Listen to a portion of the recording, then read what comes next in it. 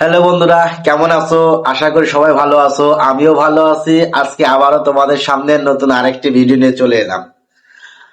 আজকে যে ভিডিও নিয়ে চলে আসছি সেই ভিডিওটা অনেক গুরুত্বপূর্ণ। পরিচালক, জনপ্রিয় তারকাদের নিয়ে কথা বলবো, যে কথাগুলো হয়তো আগে কোনো সাকিবিয়ান বা সিনেমা প্রেমী এরকম কথা শোনেনি বা এরকম তথ্য কেউ দিতে পারেনি কোনো কন্টেনার।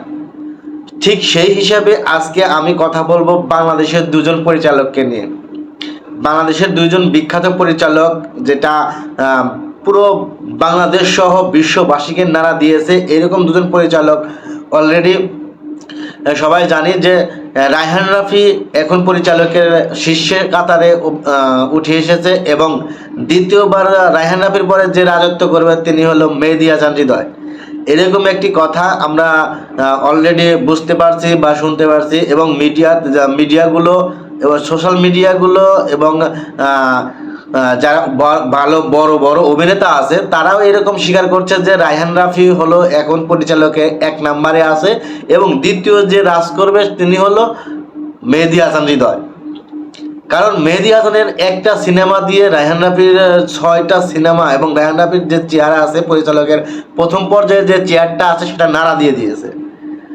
রায়হান রাফি নিজেও এটা বুঝতে পেরেছে যে তার মতোই তার আদলেই একজন নতুন পরিচালক উঠে এসেছে ছোট পর্দায় থেকে, সেটা হলো মেহেদী হাসান হৃদয়। মেহেদী হাসান হৃদয় এবং রায়হান রাফি এরা সিনেমা প্রেমী যারা আছে তাদের মনের ধাঁচটা বুঝতে পারে, তারা সাকিবিয়ানদের ধাঁচ বুঝতে পারে যে কোন ধাঁচে সিনেমাগুলো তৈরি করা যাবে। ঠিক এইরকম যদি মনের মধ্যে যদি তাদের ধাঁচটা না থাকতো তাহলে এত সুন্দর, এত ভালো, এত রোমান্টিক, ভাইলেন্স এবং অ্যাকশন জাতীয় সিনেমা তৈরি করতে পারতো না। এখন যুগের সাথে তাল মিলিয়ে নতুন নতুন যে সিনেমাগুলো আসতেছে বা নতুন নতুন যে গল্প নিয়ে আসবে, তারা যুগের সাথে তাল মিলিয়ে সিনেমা প্রেমীদের মনের কথাগুলো মানে বুঝতে পেরে যে সিনেমাগুলো তৈরি করবে তারাই এখন সফলতা অর্জন করবে, এরকম একটাই মানে কমিটমেন্ট বা এরকম একটাই আশা সবার কাছে। কারণ এখন তো মানুষ অনেক আপডেট হয়ে গেছে, তারা চাচ্ছে যে সিনেমাগুলোকে আরও উন্নত, বাইরের দেশে যে সিনেমাগুলো হয় ঠিক সেই রকম সিনেমা তৈরি করার জন্য।